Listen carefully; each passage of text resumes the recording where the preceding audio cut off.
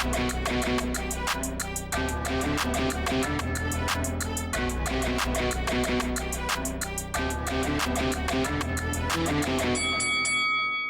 guys, welcome to Boxing Squad for boxing news and views from around the internet. Joyce is now being targeted by David Haye and Derek Chisora. Chisora looking for that money fight, which Joyce just may represent now. So David Haye, who manages Derek Chisora, he said, possibly Joyce. I'm sure Joyce's team would be salivating at that opportunity. That's a great fight out there. And there's a few things with this that I think is worth talking about, because this is a situation where we've been here before. When Joyce was in his infancy as a pro fighter, him and his then promoter David Haye, who now manages Derek Chisora, they were repeatedly calling out Derek Chisora, calling for that fight. They wanted to make it, but Chisora showed very little interest, very deliberately priced himself out. He was asking for £5 million at one point, which was ridiculous money he was never going to get, and he knew that. But a couple of years later, and a big win against Daniel Dubois, now the tables have turned, and now we have Derek Chisora and his now manager David Haye. They can smell that there's a pound note, that there's some money to be had in a Joyce fight. And I think they're right. Joyce is now more of a commodity than he was just a few months ago, and perhaps it could generate the sort of money that Chisora would be after, and let's face it, has become accustomed to. He's been fighting big fights on pay-per-view, despite losing, despite having 10 losses on his record now. But he is a marketable fighter, an entertaining fighter, and a guy like Chisora is always going to have some value in the division, and he's been in some fun fights, let's face it. There have been the odd one that has been a stinker, but for the most part, Derek Chisora delivers most of the time on the entertainment front.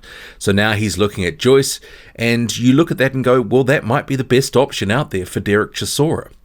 But does Joyce need that fight? Or is it more that Chisora needs him out of the two?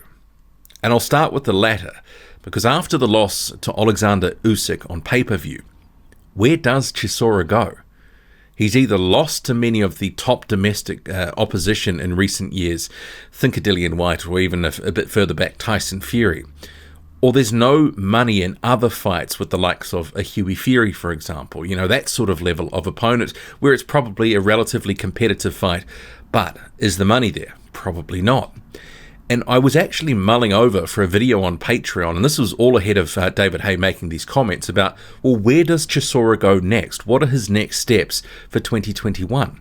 And at first glance, I was thinking, well, most of the big money fights that he could be in and the avenues that, he could sort of pursue, they all looked a bit played out. It was a bit hard to see, well, what does the what next look like for him? And please do remember that Chisora and Haye, they are mercenaries. So they are looking for big paydays. So consider that in the context of potential fights for Chisora. That does factor in and quite highly on their list. Big paydays. And despite the fact that Chisora has 10 losses on the record, Haye will still be selling the dream that Chisora is better than ever. He's in the best shape of his life. And he will point to the fact that Usyk, that loss, and say, look, he was hanging with a guy that many consider to be a pound-for-pound talent. So David Haye will tell anyone that Derek Chisora is still one of the toughest fights in the heavyweight division. And given that Chisora is on a fight-by-fight promotional deal, he can basically go anywhere he wants to. There's leeway for him to be a competitive B-side for hire, not just for Eddie Hearn, but for others. And if it was truly the best option, he can certainly bounce around and take a fight under the Frank Warren banner if it's going to pay him the money that he wants and is accustomed to. And I do think that, he is a guy that's there or thereabouts, around the top 20. Perhaps just inside. He's a gatekeeper for fighters to prove that they can beat, and then that fighter, if they beat him, is ready for something at or more approaching world level. But do please dismiss the notion that Derek Chisora is a top 10 heavyweight. There's no real evidence to back that up. The biggest win in recent years on his record is Carlos Takam. The notion that he's a top 10 heavyweight has been hype and spin from the likes of Haye and also Sky as they've been willing to push their pay-per-views. And if a fight with Joyce was made, I'm sure that Frank Warren, BT, etc., they'd be pushing the same barrow. Let's face it, they'd probably want to have that fight on pay-per-view. So while Chisora might be seeing, dollar signs and it's potentially the most lucrative fight out there in the UK for him right now, the same to an extent can also be said for Joe Joyce. If we look at his case, so currently he's number 2 in the WBO rankings after that win over Daniel Dubois. So if that title became vacant, he would be in line to fight for it. But there is no guarantee that happens, and there's no guarantee he would be number 2 if and when it did happen.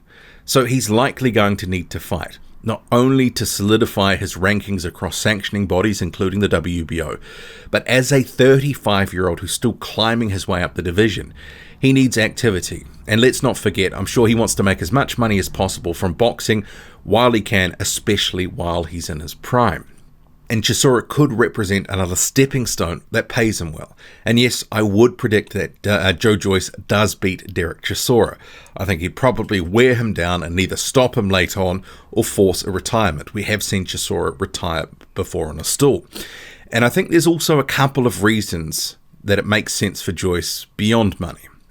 And the first one being, despite putting on an impressive performance against Daniel Dubois, there is a group of fans who do question if that fight was more about Daniel Dubois being undercooked in his development, as opposed to Joyce being actually better on the night, being a better fighter, and some fans are just not willing to give Joyce the credit for the display that he put on, which when you analyse the fight, the performance, he outthought Daniel Dubois in his camp, and he also executed a game plan which nullified many of Daniel Dubois' strengths. So Joe Joyce deserves credit for that fight, but some people are not willing to give it to him.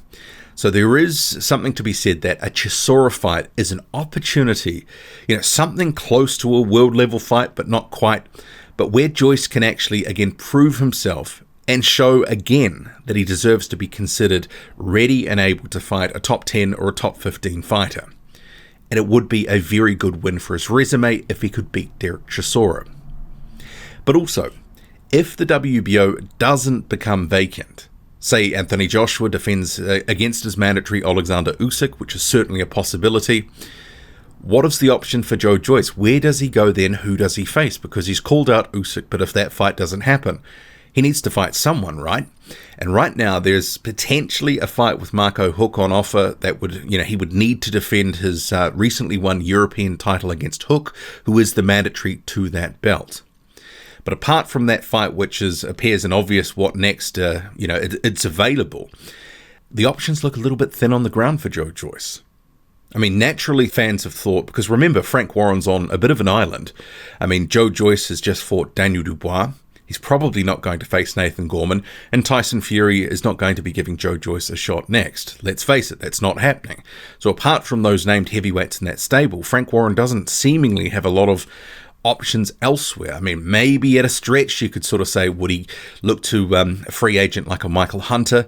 But I'm not sure that style matchup would go so well for Joe Joyce. It would probably be something that Hunter would really like that fight if he could get it. So a lot of fans naturally have turned to, well, would Frank Warren try to lean on his friend Bob Arum of Top Rank? And if that happened, the guys that would be provided would be those who are on the downslide of their career, as opposed to being anyone that they would have any long-term plans for. So you can think, and this is among the names that have been thrown out, a guy like a Carlos Takam, whose game, he's durable, he's going to come to fight, but ultimately someone like Joyce should probably still beat him. And Takam, almost 40 now, he's been on the downslide for a couple of years. Yeah, it would be a good sort of stay busy fight, a high-level stay busy fight, kind of like how people sort of see, Joe Joyce maybe versus Derek Chisora. But in my view, Chisora, who beat Takam, is a better interim next step. If nothing else major comes along for the first part of 2021, Joyce and Chisora, that could actually really be the best option out there. So while Joyce might need Chisora to a degree, I still think that Chisora and Hay probably need Joyce more, and they're very clearly looking for the biggest payday around, and the fact that Hay has mentioned Joyce's name probably indicates that is the biggest that they can sort of identify right now. And perhaps on that front for Chisora, it's looking a little thin for him about where next, even though they've sort of said, hey, we want to have him fighting 4 times next year. But 1 or 2 of the 4 times, I want it to be a big money fight as opposed to just a quick tune-up and then on to the next meaningful fight. So Chisora's next fight is probably going to be something just to get him some activity and a win column before trying to get a fight with a guy like Joyce. But I still think that Chisora needs Joyce more than Joyce needs him, but there is a lot of reasons why that fight makes a lot of sense. And I quite like that fight. I think it's a good style matchup. It'll be fun. It'll be entertaining. There'll be a lot of heavy leather landed. How about you? Do you like that? Do you think this is actually a viable option?